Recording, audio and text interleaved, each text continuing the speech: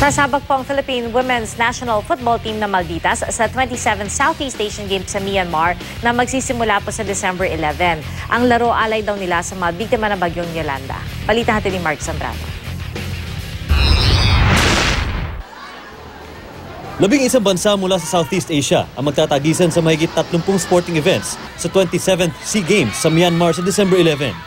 At kabilang sa Philippine contingent ang Philippine Women's National Football Team na mas kilala bilang Malditas. Pinaghandaan ng husto ng 20 miyembro ng koponan ang torneo dahil sila ang natatanging football team na maglalaro para sa Pilipinas ayon sa POC at PSC. Hindi daw bibiguin ng Malditas ang tiwalang ibinigay sa kanila at alay daw nila ang lahat sa mga kababayang pilit na bumabangon matapos ang pananalasa ng bagyong Yolanda. Dala namin yung flag na dinala pa ni Coach from Tacloban. Yun yung nagbibigay sa amin ng inspirasyon para mas lumaban. And this is all about hope. We have to bring back hope. And that's who we are, Filipinos, di ba?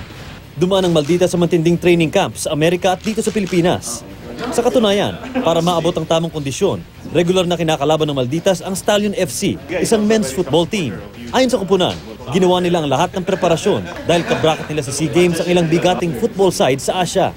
Honestly, the chances are pretty slim, but then the thing is that it's more of like taking advantage of those chances. This is our time to shine. Nakatakdang tumulak patungong Myanmar ang Malditas sa December 7. Mark Zambrano, GMA News.